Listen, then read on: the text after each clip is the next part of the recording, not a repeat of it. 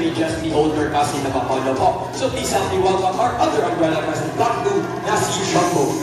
And there he is. Once again, that is the older cousin of Apollo, Nasi Jumbo, or other umbrella crested cockatoo. Now folks, let me tell you this, unfortunately, 70% of our air pollution comes from our transportation. So our cars, our motorcycles, our buses all contribute to global warming.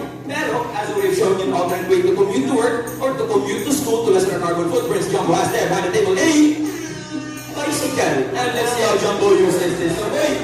Bicycle! Sakay! Watch out!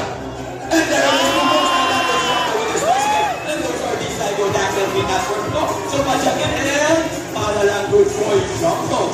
Now, to the kids out there, or maybe some mga adults who still don't know how to ride a bicycle, nothing to worry about to because we also have a scooter, and let's see how Jumbo uses this. Okay, sakay, adya, okay, bukas ka stable, and para lang good boy. Now ladies and gentlemen, those are the alternate ways for us to commute to work or to commute to school to lessen our carbon footprints. And you may have noticed that Jumbo is happy this afternoon.